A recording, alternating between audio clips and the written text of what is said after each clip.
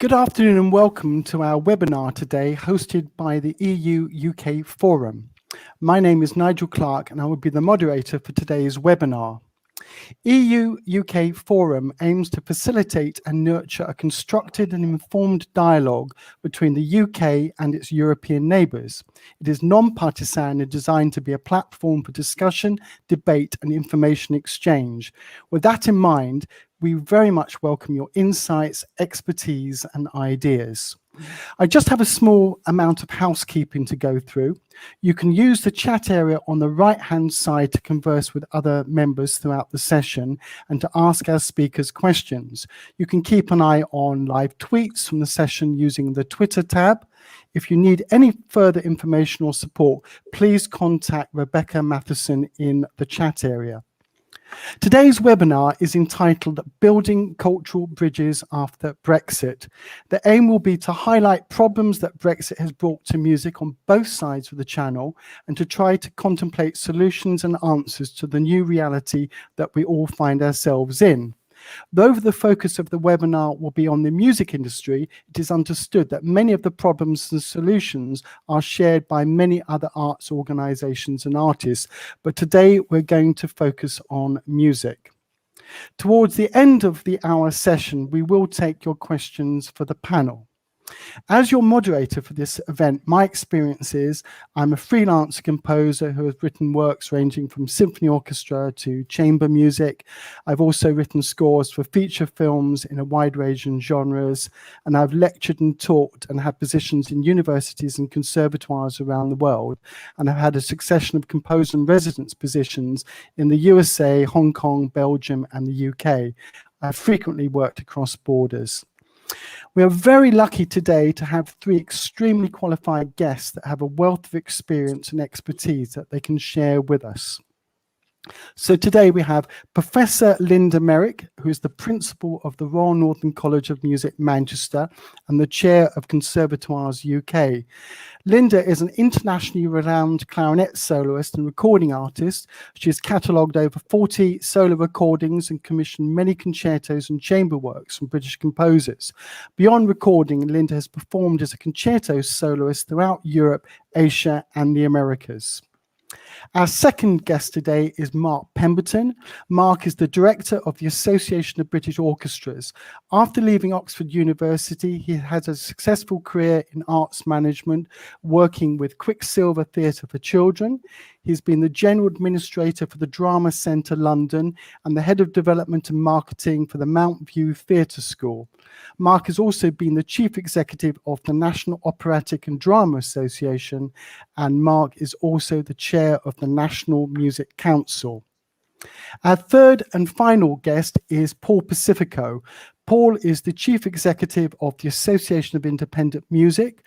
Paul has been CEO of the UK's Featured Artists Coalition and the founding president of the International Artists Organisation. Paul has had a successful career as a performer and music entrepreneur. He is also Associate Professor on the subject of Artist as a Startup at Berkeley, Valencia, and is a trustee of the English National Ballet. Paul is on the boards of the UK Music, Impala, the Music Advisory Board for the Roundhouse, and a member of the Strategic Advisory Board for the Creative Industries Federation. I'd like to give our guests a very, very warm welcome on behalf of EU-UK Forum. Thanks, Nigel. Thanks for having us. Thank you. From my point of view, I've been worried that if the UK is not careful, it could be heading for cultural isolation. The impact of Brexit on music has recently gained public attention. Banner names such as Sir Elton John and conductor Sir Simon Rattle both expressed their dismay and concern about the future of music in the UK as a third country. It is important to understand that UK Music PLC is mainly a cottage industry made up of thousands of individuals, singers, songwriters, composers, instrumentalists, music teachers. And then there are those that enable music to happen, which are, examples, music publishers, agents, roadies, instrument manufacturers, music shops, concert halls, theatres, and recording studios. According to a report by UK Music, Britain's music industry contributed 5.2 billion to the national economy in 2018. Britain and its musicians have always had strong connections with Europe. The Philharmonic Society of London commissioned Beethoven's Ninth Symphony, from which the Ode to Joy was adopted as the European national anthem. Throughout the 20th century, putting the two world wars aside until abruptly halted by COVID, many European soloists, singers, conductors, and musicians worked with British orchestras, and opera houses, and British musicians likewise worked in European countries. We only have to think how creatively important it was for the Beatles to spend time working in Hamburg. It is often stated that the UK punch above their weight when it comes to the arts. So the question is, how does Britain continue to have a musical conversation with our nearest neighbours? Today is an excellent opportunity to hear from our experts on how to continue our musical relationship with our nearest neighbours and to understand the obstacles that may exist as a result of our new third country relationship with Europe. So I'd like to start off by asking Mark our first question today. Has the situation changed since the beginning of the year if a British orchestra goes on tour to a European country? And what are the main areas of concern you and your colleagues have? Well, the answer to that is yes, yes, and triple yes. It has changed profoundly, and we knew it was going to change from when the UK embarked on holding a referendum, and we warned very clearly what some of the main issues were, and these have now all come to pass. The first issue is the movement of people, how we get British artists and bands and orchestras into the EU. And the primary concern there is the variety of work visas and work permit systems that are across the EU 27.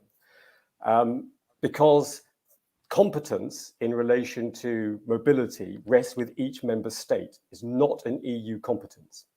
And because the UK government failed to agree a visa waiver system with the EU as when it was negotiating the trade and cooperation agreement, it means that if you're going into the EU to do paid work, you are treated as a visa national.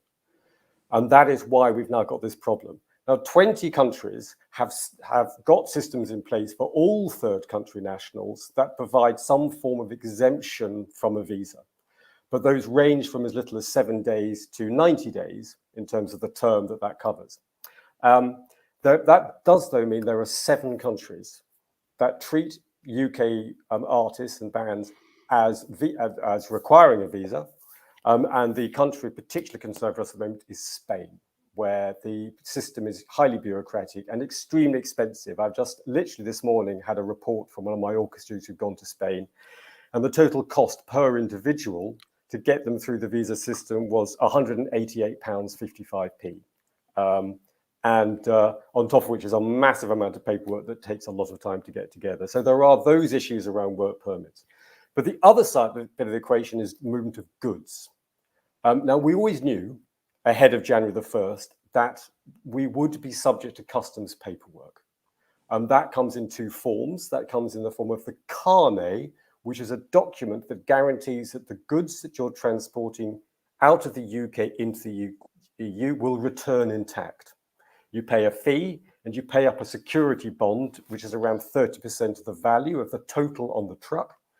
And you get that back, the security bond back, when you return to the UK, proving nothing has changed on the load.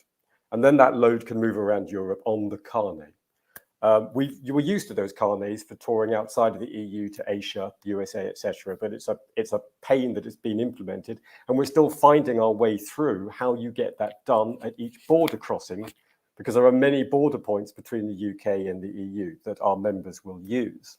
So that's, and there's a little component, maybe of particular concern to orchestras, because they are using old and high-value instruments, is CITES controls. These are listed endangered species that are on a CITES list, the Convention of Trade in Endangered Species, and ivory is a particular issue because many instruments contain a small quantity of ivory, and the musician or ensemble has to have certificates that they show are stamped out of the UK into the EU and back again, which is more customs paperwork. And of course, those are in different places to where you get the carnet done. So you've actually got to now go to 2 different points with your truck to get its paperwork done in order to go on into the EU. But the final element of movement of goods, which really was a shocker to us, we had not seen this one coming at all, is limits on road haulage. When the UK was a member of the single market, it benefited from rules around movement of goods, unlimited cross-trade and unlimited cabotage, which is moving the goods within a single country. But also within the single market rules was a separation in treatment between movement for hire and reward. So when you're using a commercial haulier to move your goods, and operating on own account, which is when you move your own goods in your own truck with your own driver. And that had a much lighter touch because, surprisingly, you're not moving those goods to sell them. There is no distinction in the Trade and Cooperation Agreement. Road haulage limits are that you can only do 3 unloads in the EU before the truck must return to the UK. That destroys the model of doing, say, 8 different venues in 3 different countries in a 10-day period, which is the sort of classic orchestral tour. They can't use their own truck to do that anymore, or they'd be breaking the law. And there is not the supply of trucks abroad to take over that work. And it struck us as an absurdity to impose these limits when you're moving your own goods. In that, I can tell you that in that respect, unfortunately, while the failure to agree a visa waiver was a UK issue, the UK government was the one that said no, the road haulage limits have been imposed by the EU against the request of the UK to have a more liberal regime and to exempt operating an own account from those limits. So at the moment we are stuck with lots of paperwork in terms of people and goods, and an actual obstacle to even doing our the touring model that we've benefited from for many, many decades. Thank you, Mark, for a very concise answer there. Linda, I'd like to ask you a question. I think it's a little bit of a leading question, but the reality is that music colleges, conservatoires and universities compete with each other to attract the best musical talent from around the world. My research tells me that to study at the University of Music and Performing Arts in Vienna, one of the most desired and top-rated music schools in the world, charges EU and EEA master's students €363 a semester, and for citizens of third countries, only €723 per semester. So my question is, with that background, how has it changed now for an EU music student to study in Britain? Okay, thank you, Nigel. That's a really good question. It's one that's top of the agenda for all of the conservatoires in the UK. Following Brexit, European students who wish to come and study in the UK are treated as overseas students and are therefore liable to pay full overseas fees. Prior to this, they were treated as home students, as UK students were able, as undergraduates, to have a loan to pay their fees, which they then paid back via their tax code once they'd graduated 30 years after that. And so basically they didn't pay any money when they first arrived in the UK. Postgraduates paid a home fee on arrival in the UK. So clearly with no fees at all in a lot of top European institutions, or much, much lower fees, as the one you quoted in Vienna, the UK becomes much more problematic for mainland European students as a destination for study, much less attractive. Whereas many of the top conservatoires will give scholarships to students, that funding is primarily being given to overseas non-EU students. And of course, there's a finite amount of scholarship funding and indeed bursary funding available. So that's spreading that much more thinly. Many conservatoires, music conservatoires in the UK, have around 25% of EU students prior to Brexit in their cohort. So this is not insignificant in terms of drops in student numbers as a result of the funding. And I think whereas we haven't yet seen the data from this year's entry, what I'm hearing from colleagues is that we're looking at 50% maximum of those numbers still coming through to our institutions. This affects not only the ecology, the international flavour of our institutions and the great learning and reciprocity that happens between those students.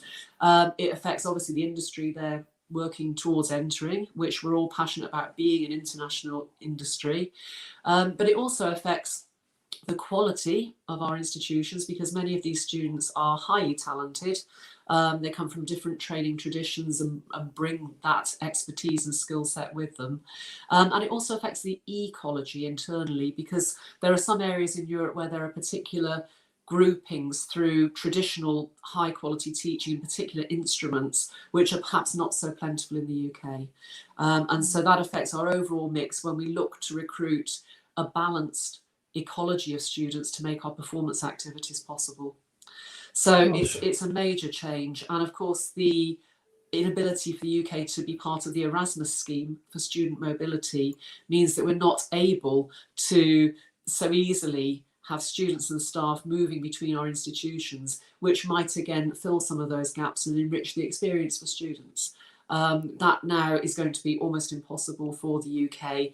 The only way we will be able to exchange is to have bilateral agreements with particular institutions where we've agreed in advance what the funding model will be. It will be expensive for the UK, probably, although there is the new Turing scheme for outward mobility that we will be able to bid into. But that lack of mobility, I think, is really damaging to the experience of all students.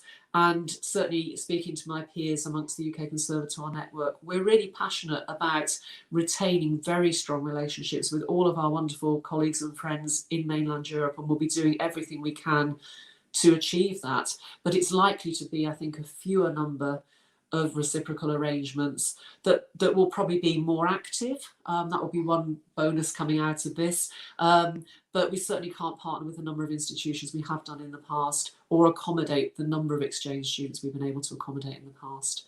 Time will tell in terms of recruitment of full students, how the fee system plays out, how the scholarships play out, and whether students will still even consider applying to the UK. Gosh.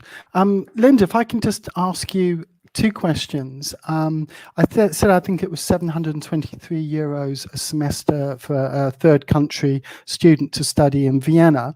Am I right in thinking, just for people that out there that might not know, it's around about £27,000 for a European student now to study at master's level at a typical conservatoire in Britain? Yeah, I mean, there's a range of pricing because these are unregulated students for us, so that the fees can be set by the institution. So it's a little bit higher typically in London than it would be out of London. But you're probably looking at a range for postgraduate overseas students, including now those EU students, of between 20 and I would say 27 is the top end of that. There's a lot of flexibility depending on the particular course and specialism of that course the student might be studying. But it's a significant amount of money. Now, my own institution would be giving most overseas students, and that now will include those EU students, a scholarship of at least £5,000 towards that. And in some cases, it could be up to a full scholarship, including living costs. So they would get some support towards that. But that's a major change from the situation prior to Brexit, when they probably didn't need any support.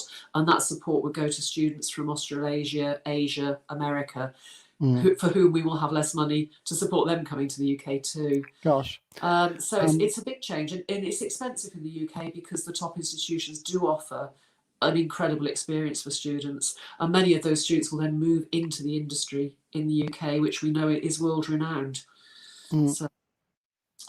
So just final question for you, Linda, on that. Has Erasmus or Britain withdrawing from the Erasmus programme, has that affected also the potential of European students now studying at the Royal Northern College of Music, for example?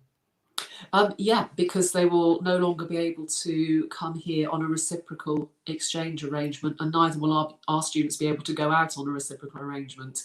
The Erasmus scheme has got lots of different facets to it. It supports staff mobility as well, which has been really important for us for professional development and sharing best practice across Europe. It also supports special projects. It's quite a complicated scheme, but it's a scheme that's well used in the UK. So the new Turing scheme that's been set up by the UK government, institutions in the UK can bid for some funding support from the Turing scheme. It's only just been launched and only had its first round of funding, so we're yet to see how that will play out. But the challenge is it only funds UK students going out. It doesn't fund students from anywhere else in the world coming in. And of course, Erasmus was reciprocal. So that's quite a significant change. And I think it's early days to see what sort of mobility will happen. I think, if UK institutions want to have EU students from a few key partner institutions exchanging with their students, they will find a way to do it financially in negotiation with that European partner. And there is a little bit of Erasmus funding that can be used by European partners to support exchange with a non-EU country.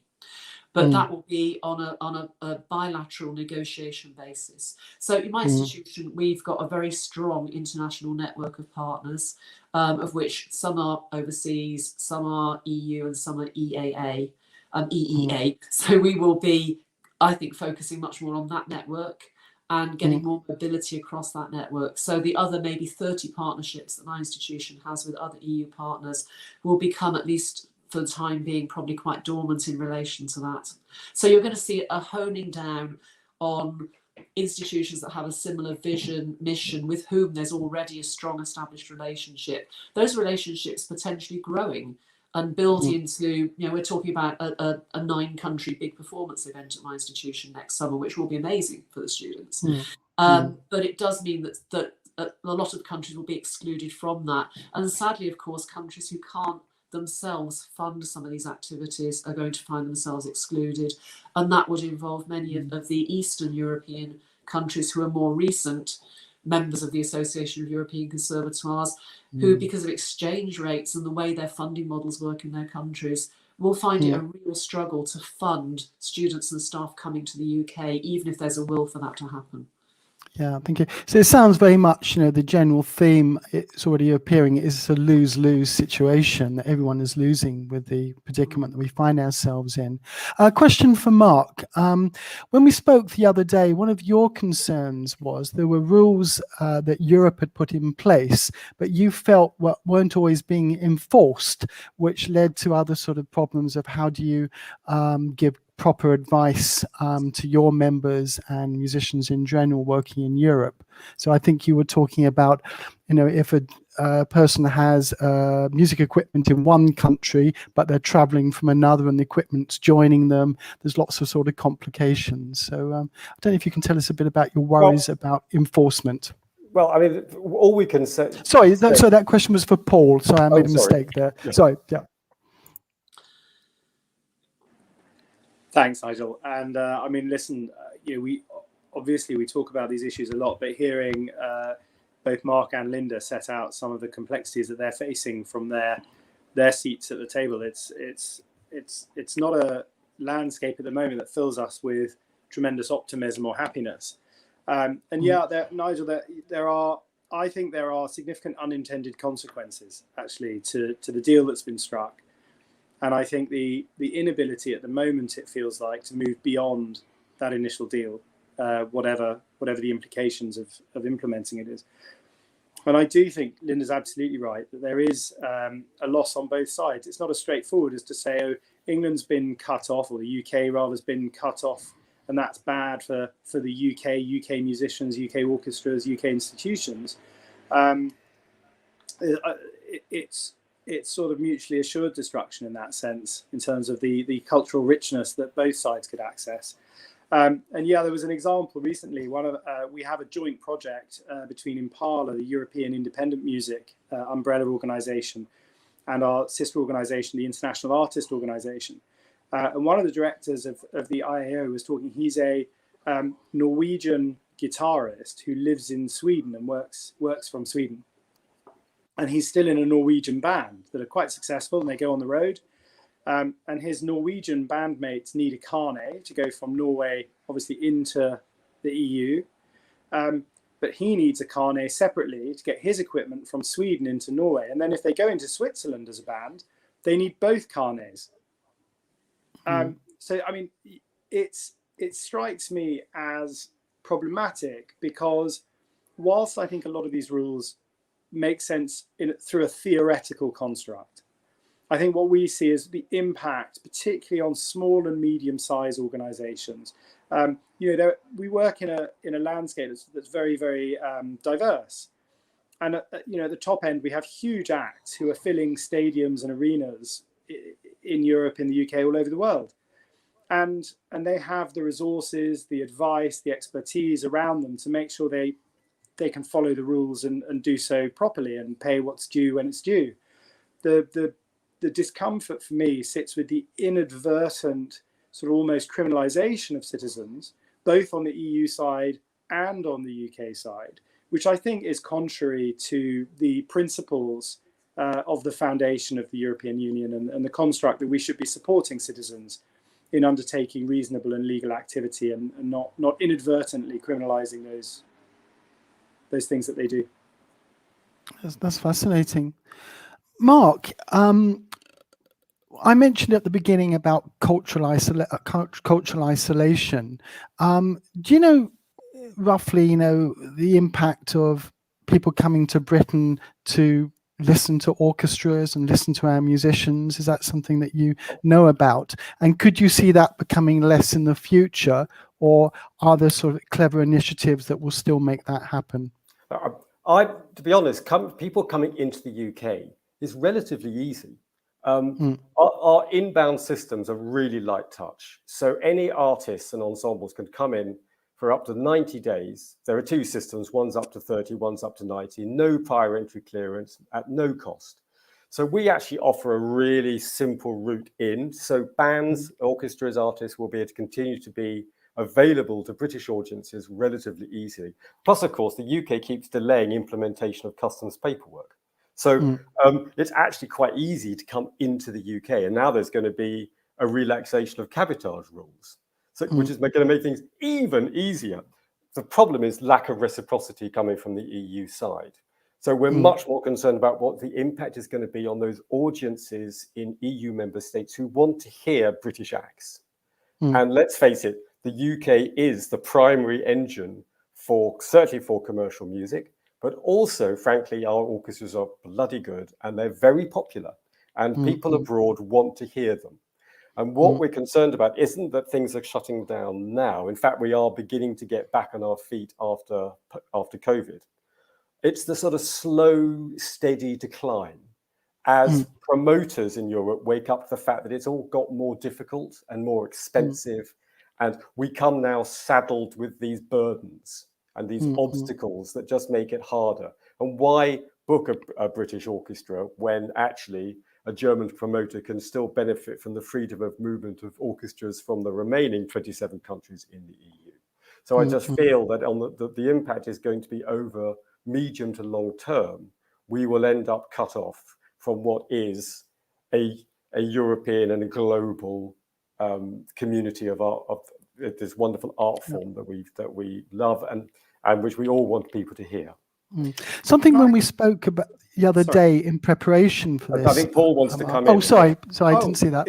If that's okay, I wouldn't mind, because I think there's a really important additional point to that, which is, and I heard this in the run up to the sort of beginning of this year, I heard from European promoter colleagues that this might be perceived as an opportunity for EU acts, whether they're orchestras or contemporary music artists, whatever it might be.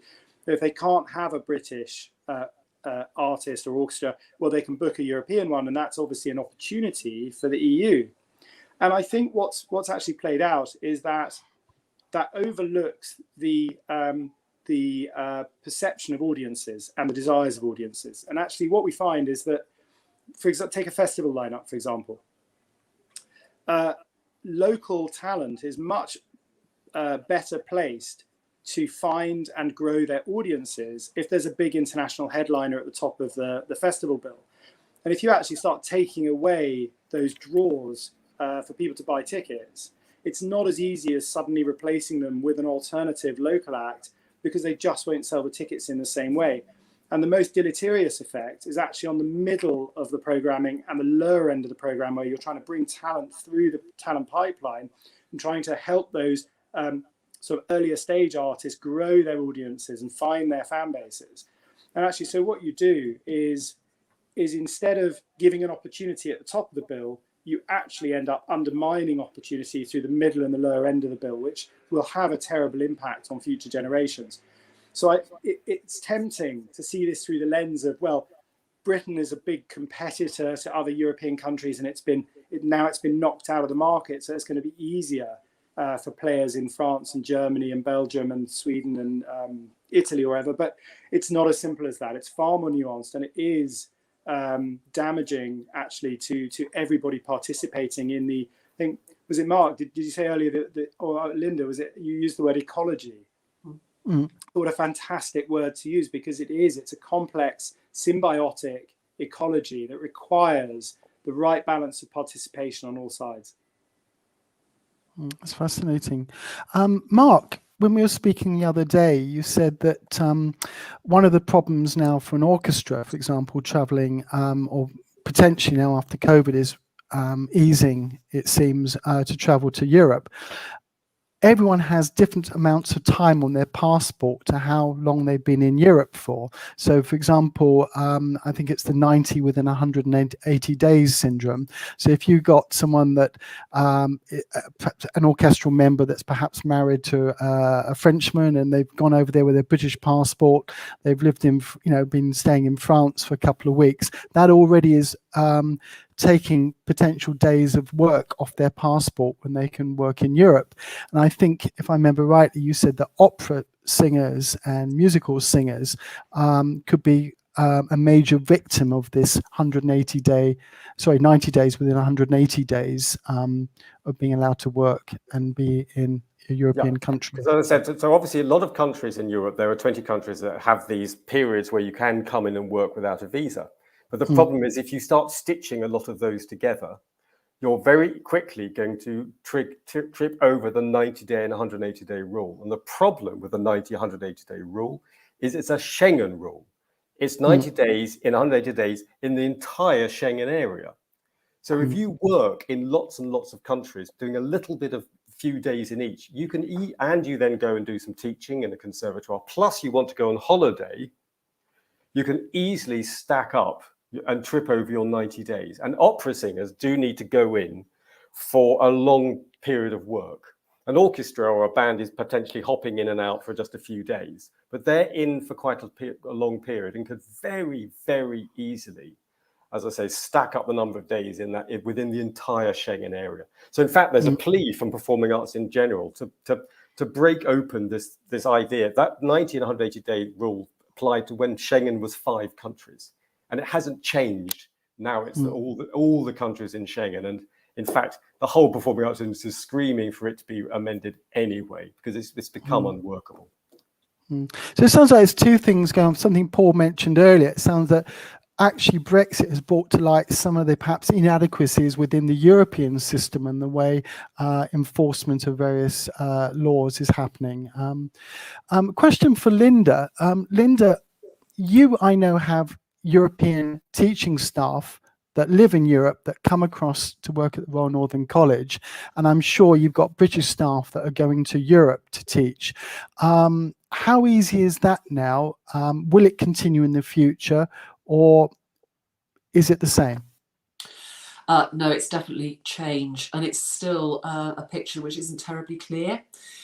Yes, we all do have staff that we value very highly coming in from Europe to teach our students, and some of our colleagues have been doing work in Europe as well, and would wish to continue doing that. Up till now, it's been very easy to arrange that. It's not been difficult to have mobility on either side, and there haven't been implications for tax on either side. Now, what we're seeing at the moment is a change in the sort of visa regime and a change in the tax law around this, which is really problematic for small institutions. For example, my own institution has probably around 20 European staff who come in to work for us through the year. They may be coming once every 2 weeks to teach. They are domiciled in their home country. Up till now, they've been able to do that. It's not been a problem at all. We pay for their transport to come over as we would any member of staff coming from another part of the UK. But the difficulty now is that we would have to set up a payroll in country for each of those members of staff to go through the whole process of sorting out their tax payments. This is really problematic because we've got staff, one from each of these different countries. It's not as if all of them come from one country when we might be able to invest in putting in the staff time to achieve what's needed. It's all to do with double or single taxation, where work is done and where tax is paid. And on the back of the pandemic, we were hoping we'd be able to sustain a lot of Zoom teaching, which has worked really well for us and worked very well for staff who maybe didn't have time to travel so frequently, but was still making a valuable contribution to our students' learning. But it comes under the same category now. So actually, we can't even take advantage of that opportunity, having invested in the equipment to do it properly during the pandemic. So yeah, it's all still up in the air. Different countries are coming to different agreements about this. And obviously it's different whether you wish to contract a member of staff, you want to have them on an actual full contract with you, or whether it's a guest visitor, because guests can visit a certain number of times a year for a certain amount of days with a certain amount of gap in between. So that's probably going to be more problematic, but still possible. It's the more regular teaching input which is going to be much more difficult. And, you know, we're very small institutions. We don't have huge teams of finance and HR colleagues. We've maybe got HR teams of 4 people. And for each individual case, there's a different arrangement here in a different set of circumstances and a huge amount of bureaucracy and administration to go through. Same with the finance teams. And actually, it's so difficult that I think we're either going to run the risk of not doing it properly, and that, you know, could put us in a very difficult situation, or we're just going to say, look, we can't continue to do this in the way we have. And I think our students, and of course the professional musicians that work for us, and our staff working overseas too, will all lose out from that, because it's a global music industry.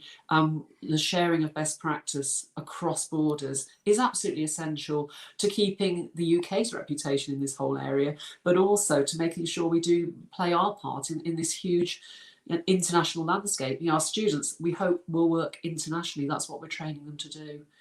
And they're not going to come and want to study at a conservatoire if all of these things make it very difficult for them. You know, for example, we're concerned that Chinese students may just decide to go and study in Germany or in France, where their possibilities of working and possibilities of mobility are going to be so much better.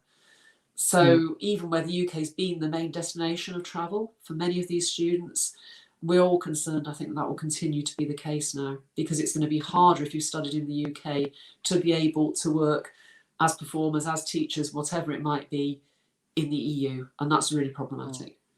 Gosh. I have a question here come from one of the delegates. It's a Christina Gallardo, a reporter.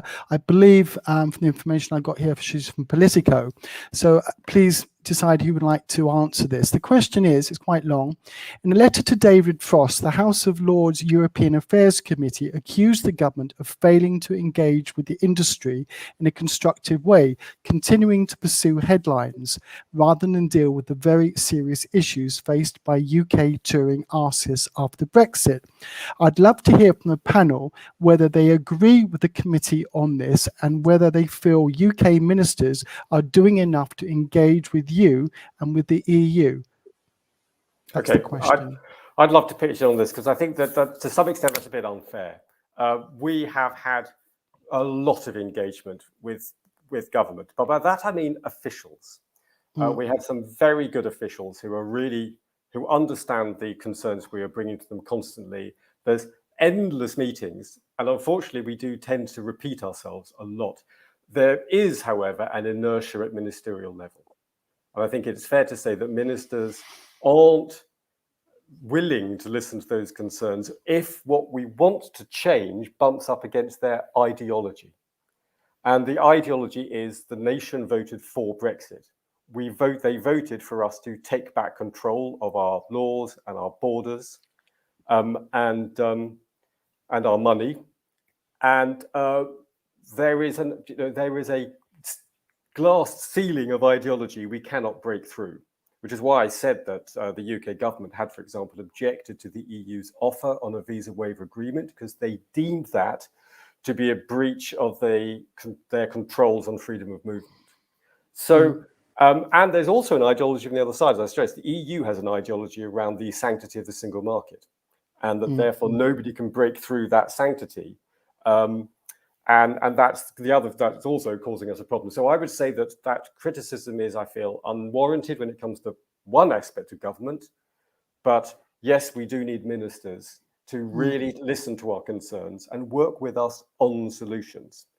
Just a small example, for example, is that we have been saying since the referendum that the CITES controls will need to apply, and that there's no system for this in place for Eurostar. And we've been saying this for years and years and years. And I was at a meeting last week when officials said, "Oh, that's interesting. We'll go and explore that." And I said, "Why explore it? We've been telling it for 4 years." And we've just had confirmation that DEFRA, the department responsible for that, has still not actually, the Incorporated Society of Musicians, who've been doing some great work in this field as well, have talked directly to Eurostar, who have never heard from DEFRA, have never had contact from the government, although we've been asking for it for 4 years. So yes, there is frustration that we get warm words, but very limited action. Yeah, and I think I could add to that by saying there's the implication of not having a CITES paperwork situation at Eurostar means a cellist can't go by train, which is a relatively easy thing to do. They have to fly, and a cellist has to book an extra seat on a plane. So that makes it basically economically not viable. And also, there's a whole green angle to this. What we're trying to stress is, so the musician has to fly, not use a train. The road haulage limits, do you really want a truck to have to do 3 unloads, then drive back to the UK, then drive back into the EU?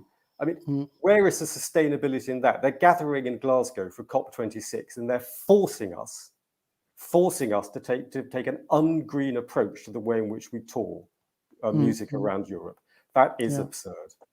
Yeah, I think I would just jump in and say I think the challenge is to overcome the sort of ideological agenda with a more practical one, and really to, I think, promote the value of resolving these issues. And we haven't got there yet. And I know that there are sister organisations within the EU who really are asking in Brussels for the same things that we're asking for in London. And actually, the overlap in what we all want to do with each other is enormous. But yeah, you're absolutely right. There isn't yet enough energy, political energy, behind the idea that solving these problems overcomes the sort of ideological debates around the pain some politicians want to see inflicted because of Brexit on both the UK and the EU sides. I'm just going to ask a couple of quick questions that's come from the delegates, and then I want to ask Paul a question. Someone says a really interesting point about audience development and the impact of loss on UK headliners on less well-established acts in the EU 27. Is there any research on this? And this is from Lucy Shackleton from UCL. Is there any research? Yeah. Too early for 2 reasons. The first is that, as Mark rightly pointed out earlier, that it won't be a cliff edge. It's more an attrition over time. But the second thing is that because of COVID, there hasn't been the same level of festival sort of operation or touring as we would normally expect. So I think it's too early to put data to those things. But certainly when we liaise with our colleagues on the live side of the sector, talking to artists and so members of my association who are involved in the live side of the industry, they can absolutely feel the softness in the market, and I think it's a pessimistic sign of things to come. While you're still with us, Paul, answering questions, I know that you've been very involved in working on a thing called GCAT. I don't know if you can explain what that is and tell us about the work that you're involved in. Sure, thank you. This is an idea that really was generated in a discussion through our Brussels organisation in Parla, and it doesn't. There are many cross-cutting issues, I think, that we're discussing today, and I don't think GCAT is a silver bullet that solves all things for all people. But through the lens of the independent music community, we were thinking about all of the problems that were arising from an EU perspective, and I have the fortune to remain involved with Impala and still on the board of Impala as a geographical European organisation rather than a political EU organisation. And we got together in collaboration with the International Artist Organisation, which again is a pan-European music artist representative body. And we thought about actually how could we resolve these issues for geographical Europe, because this goes broader than just a Brexit lens. Actually, this is complicated when it comes to the EEA, and this is complicated when it comes to other European neighbours like the Western Balkans. And actually, a lot of the issues that we're discussing also provide impediments for European artists trying to tour. But the problems haven't come up just because there's a lack of what do you call it? Sort of holding people to account for these activities. And just because you don't actually punish people for doing things wrong, it doesn't mean they're not doing them wrong. So there are lots of impediments that need fixing, and not just to do with Brexit, albeit Brexit is definitely in the mix. And we looked at 4 key areas. So this is an idea. GCAT is effectively an annual pass that enables small and medium-sized cultural music touring around geographical Europe, and that removes a lot of the administrative burdens that disproportionately harm these smaller tours. Like I said, the big tours can take care of themselves. A lot of them already are. The big trucking companies are sorting out arrangements for them and everything else. And for us, this is about, there are 4 key pillars. The first is a single travel permit. And this is an annual renewable permit that enables these creative workers on tour to tour around the whole geographical area of Europe with a single application in their home country. So this would be a parallel system alongside existing systems. We're not talking about just tinkering with lots and lots of laws necessarily, although I appreciate it's a complex thing to implement. But with the right political will, this is absolutely possible to have a parallel system that enables us to overcome the individual burdens of 27 plus EEA plus UK different work permit regimes. I think we'd like to see the second pillar is a single customs license. So one single carnet for the tour. We get rid of a lot of the complexity of having different carnets for different people traveling from different countries at different times.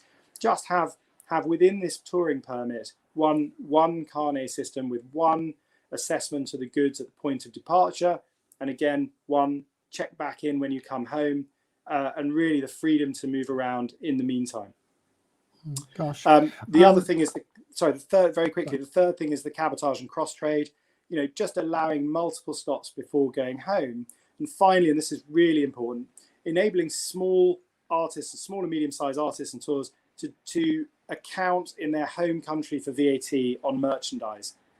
You know, if you sell a CD or a T-shirt somewhere on tour and you've got to start accounting for VAT in every single country, it gets really, really complicated. And I know the new VAT one-stop system in Europe is going to improve things, but again, even that would disproportionately punish these smaller cultural organizations.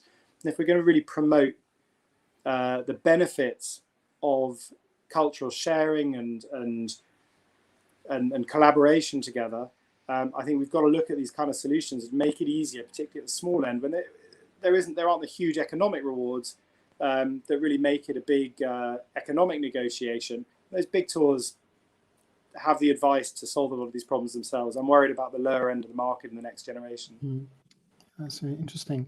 I have a question which we've not really talked about today, which is amateur music making. So I'm going to just read a question. It says, at Brass Bands England, we're preparing to present the European Brass Band Festival in Birmingham next spring. COVID worries aside, we are mainly concerned about ease of travel to the UK for amateur groups from around a dozen countries. All major festivals will face similar issues to this. So is there anyone present on today's panel who can clarify what the ongoing travel arrangements will be for amateur groups? And that's Kenny Crookston from Brass Bands England. I'd love to pitch on that, because in fact the Association of British Orchestras is both professional orchestras and youth orchestras. Yeah. So we've been just as keen to understand what happens around amateur sector as much as professional. And as I said, no worries at all about coming into the UK. It's really, really simple. But actually, going into the EU is really simple too. Remember, I said that the problem is that we are treated as visa nationals when it comes to paid work. As long as the work is unpaid, you remain non-visa nationals, which means there is no prior entry clearance required. So there's nothing to stop amateurs going into the EU for performances at all. There is, however, an issue around the road haulage problem, because there is a non-commercial exemption from the road haulage limits, which is very tightly worded. And as it only applies if the driver isn't paid and the performers are not paid, and there's no money changing hands at any element of the, so you can't sell tickets either, basically. So as soon as there's any money transaction involved, it counts as commercial, and the same limits apply. So it's around how, so it is around how you move people. Plus, another thing with all ensembles, including professional amateur, is if you're moving musicians on a coach, there are also rules relating to passenger movements, just as much as there are rules on the movement of goods. And it's quite tight. Again, it's slightly tightly worded. And it basically means that the people on the coach who enter the EU must be the same people on the coach when it exits the EU. So there are, but I'm sure we and all those of us who are associations provide guidance that will help people understand and navigate the new reality of what Brexit means. I mean, it's wonderful. The three of you are so expert in your subjects. Myself researching the webinar today found it was very difficult to get all the information in one place. I was going to the Musicians Union to find something. As Mark mentioned earlier, the Incorporated Society of Musicians have done some excellent work. Impala is another organization I've looked at. And it's basically creating a tapestry of information just to get to find out how to do something relatively simple, which is what we used to be able to do once before without any worries. I've got a question here. It says, does the music industry have any helpful ears within government? I think that's been answered. Or are all ministers, MPs afraid to raise the very pertinent and costly question of our music industry and our UK economy? And that is Josephine Pye, of the National Council member of European Movement. Do you have anyone in anyone's ear that is in government, I suppose? I think we have answered that. It's quite similar to the previous question. Yes. Yeah. We certainly have. Paul, I'm sure you have too. Linda too. And we definitely have a contact in our relevant departments and on this. But it is back to that point I said about you then bump up against ideology. I'm going to ask a penultimate question because I got one final one, which is the same question for all of you. Can you each very, very quickly, because time is now running out, to tell us what your organizations that you represent are doing to alleviate some of the problems and still create positive links with our European neighbours? So I'll start off with Linda, please. Yeah, and the UK Conservatoires are continuing to work really closely with the Association of European Conservatoires, who've been incredibly supportive to us all the way through. And as I mentioned before, we do have each of us strong individual connections with institutions that date back a long time, where we're maybe doing a little bit more than just student and staff exchanges. So I think what we will be doing is actively firming up bilateral agreements with those institutions where we don't currently have them, because they're currently under the Erasmus scheme, most likely not independent. And then really working very hard with a smaller group of people to keep those opportunities live. We tour with our students as well as student orchestras, so a lot of the issues Mark raised apply to us too. Whilst it's not paid, it's still problematic. So I think we will be looking to maybe take our students further afield so they still get that international experience, but we may as well take them somewhere over to Asia or whatever, because it's now no different really from taking them somewhere closer to home. So I think we're looking for creative ways around all of this. We will continue to make the UK as attractive as possible and continue to try and raise additional scholarship and bursary funding for those EU students who wish to come and study with us. Thank you, Linda. Paul, your views on this? Thanks. I'd say the first thing is we've had to go through quite a painful process of re-envisaging Europe as geographical Europe rather than political Europe. That's been really important, so that we stay engaged with our European colleagues and neighbours in the way we always have, in spite of the barriers that are being put up. What I've noticed through that process is actually how painful it is on both sides. I know how worried our European colleagues are about losing easy access to London in particular as a springboard from Europe to the global market. It is a global industry, and the streaming market is global. And London remains a hugely important springboard for artists from across geographical Europe to access that market in a meaningful way. And I think we've got to get those relationships right to keep those doors open.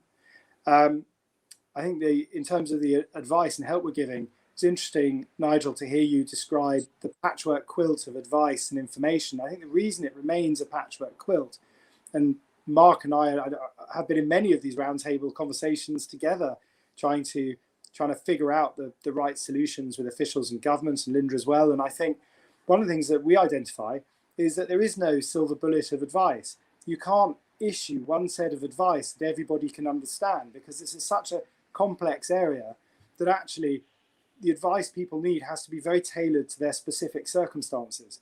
So we've issued detailed advisory guidance for our members and for people through the lens of self-releasing artists and small music businesses. That's very, very different from the advice that the MU might need to give their members, or the ABO might need to give their members. Thank you, Paul. I'm going to move to Mark because I've got my eye on the clock now. We've got 3 minutes. So, Mark. We too, we are active members of a European federation called Pearl, and we're relying on Pearl a lot at the moment. They're hugely helpful for us around certainly liaising into Brussels to try to establish what might be possible in relation to amending the trade and cooperation agreement. At the moment, we'd have a very different. The response from both UK and EU has been no. It's not going to be renegotiated, but we're going to continue to try to push on that. We feel that MEPs have a role to play here, that actually, if we can get political will coming through the European Parliament for there to be change, that might then flow through to the Commission itself, who might be more willing then to say, right, they've got a partnership council, which is meant to examine the operation of the trade and cooperation agreement. And as long as the UK government doesn't do silly things around Northern Ireland, we'd hope there's sufficient goodwill for that to be, for there to be the willingness to do an element of renegotiation to deal with some of these issues that are very crucial to us. But I also just wanted to reply, there was another question, Nigel, higher up about, so what, is anybody actually going on tour? And the answer is yes. There are orchestras we've had tours back, start up and running from June. There are lots of tours happening this autumn, but I've just been dealing with an inquiry from one of my members who are going to Germany, France, Austria, Switzerland, and Ireland, 5 dates in an 8-day period. And understanding that how EU and Switzerland and common travel area knits together. Okay, Paul, I'm going to quickly cut across you because I'm really watching the clock now. A very quick question, which you probably all got to do within 3 lines before I just say my thank yous.